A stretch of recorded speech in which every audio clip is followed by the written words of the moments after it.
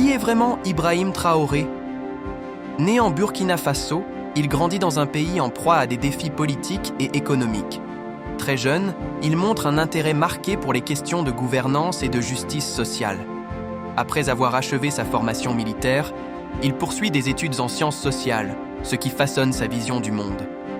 Son parcours politique débute avec un engagement fort dans des mouvements estudiantins et des organisations de jeunes, où il prône un changement radical. Cette détermination le mène rapidement à des responsabilités au sein des forces armées, où il se fait remarquer pour ses idées novatrices. En tant que jeune officier, Traoré défend des principes de transparence et d'engagement communautaire, se démarquant ainsi de ses prédécesseurs. Lorsqu'il accède au pouvoir par un coup d'État, il met en place une gouvernance participative, impliquant les citoyens dans les décisions politiques. Ces politiques se concentrent sur la lutte contre la corruption, la réorganisation du système éducatif et l'amélioration des infrastructures.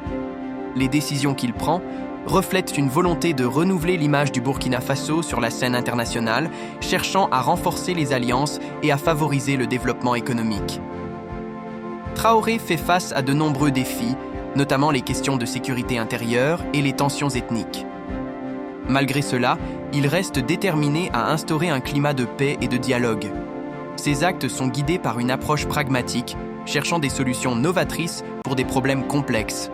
Le style de gouvernance d'Ibrahim Traoré repose sur une communication directe avec le peuple, alimentant un sentiment d'appartenance et de solidarité nationale.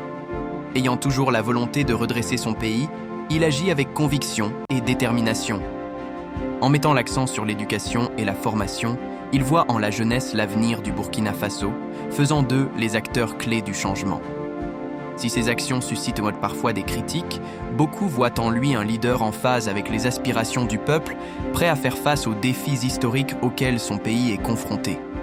Nous vous invitons à partager votre avis dans les commentaires. N'oubliez pas de liker la vidéo si elle vous a intéressé et de vous abonner pour ne pas manquer notre prochaine publication. Merci beaucoup.